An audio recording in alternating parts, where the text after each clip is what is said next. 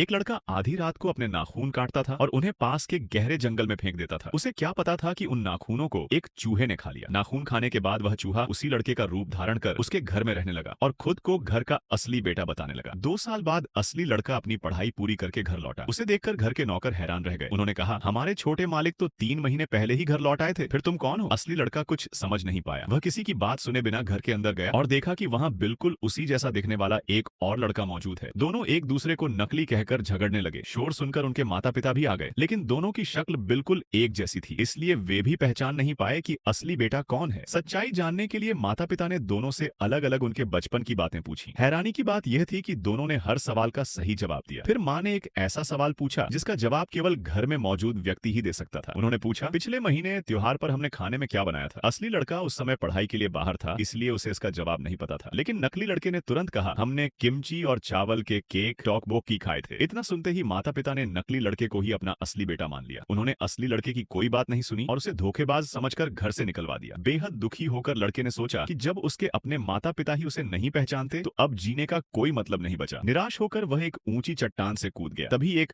वृद्ध भिक्षु ने समय रहते उसे बचा लिया। शुरू में लड़का भिक्षु पर गुस्सा करने लगा कि उन्होंने उसे क्यों बचाया, लेकिन जब भिक्षु ने उसकी पूरी कहानी बिना बताए ही बता दी, तब लड़के को समझ आया कि वह कोई साधारण व्यक्ति नहीं बल्कि एक महान संत है। लड़के ने हाथ जोड़कर उनसे मदद मांगी। तब संत ने अपनी झोली से एक रहस्यमयी कुत्ता बिल्ली जैसा जीव निकाला और कहा, इसे अपने घर ले जाओ, तुम्हारी सारी समस्या खत्म हो जाएगी। लड़का तुरंत उसे लेकर घर पहुंचा। नौकर उसे फिर से रोकने लगे, लेकिन वह किसी तरह अंदर चला गया। जैसे ही नकली लड़के ने उस रहस्यमयी जीव को देखा, वह डर के मारे कांपने लगा और अपने पिता से उसे बाहर निकालने की गुहार लगाने लगा। लड़के ने उस जीव को छोड़ दिया। वह तेज आवाज में दहाड़ता हुआ नकली लड़के के पीछे दौड़ा। डर के मारे नकली लड़का भागने लगा, लेकिन कुछ ही देर में उसका असली रूप सामने आ गया। वह वही चूहा था जिसने लड़के के फेंके हुए नाखून खा लिए थे और उसी का रूप धारण कर लिया था। सच्चाई सामने आते ही परिवार को अपनी गलती का एहसास हुआ। सबने असली बेटे को गले लगा लिया और परिवार फिर से एक हो गया। इसके बाद लड़का उस रहस्यमयी जीव को वापस संत के पास छोड़ने गया। विदा लेते समय संत ने उसे समझाया, नाखूनों में इंसान की आध्यात्मिक शक्ति का अंश माना जाता है, इसलिए उन्हें कभी भी लापरवाही से इधर उधर नहीं फेंकना चाहिए।